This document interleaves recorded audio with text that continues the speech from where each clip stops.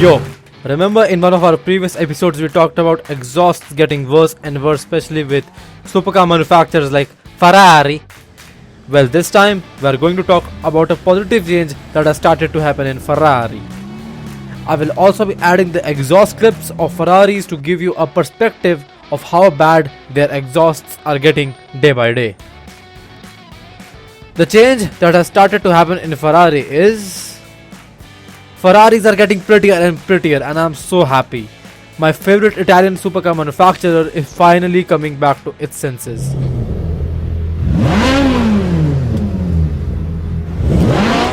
For those of you who don't understand what I'm talking about, here's a bit of backstory for you.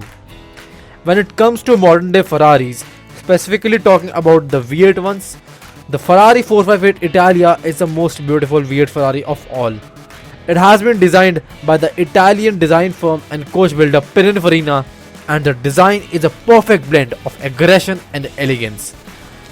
The lines, the curves, the intakes, everything is just on point with the Ferrari 458, and that is my dream Ferrari to own one day. With the successor of the 458, the 488, things started to change. Aggression started to take a larger priority than elegance. But everything was still not lost, because the 488 is essentially a turbocharged version of the 458, nothing more. One of the factors I think that affected the design of the 488 was that it hadn't been designed by Pininfarina. Pininfarina is one of the most, if not the best, car design firms on the planet, and for them to stop designing cars for Ferrari really started to affect the design philosophy.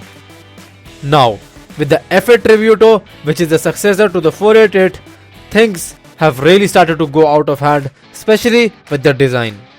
Now see, the thing with the 458 is that it has smooth, uninterrupted flow of lines along the silhouette of the car. It's a beautiful car in every possible way. In the F8, things start to wander around. Smoothness gets lost and the lines are constantly being interrupted by one intake or another.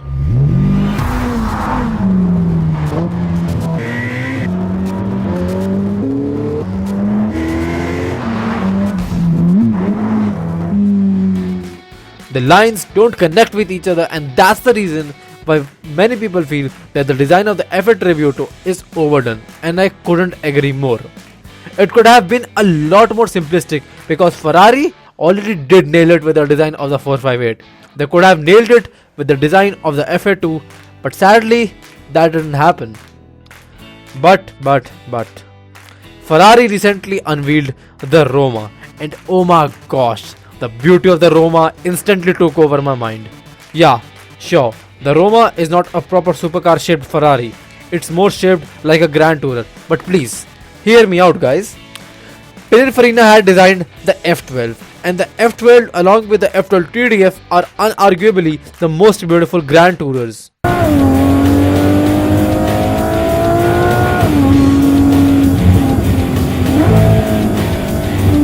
Yes, they are even more beautiful than the Astons in my mind. The successor of the F12, the 8112 is a beautiful Grand Tourer as well. But as with the 488, Ferrari lost some of the beauty elements of the F12 with the 8112. And what I was ultimately fearing is that the next Grand Tourer from the Ferrari, whether it be a V12 or a V8, would be like the F8 Tributo, that is, having no design proportions and just ultimately being overdone.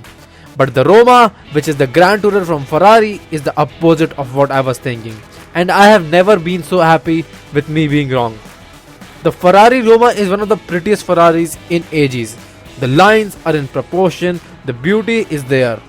Flow of design has been maintained, and there are no weird arrow stuff that are interrupt the design flow of the car.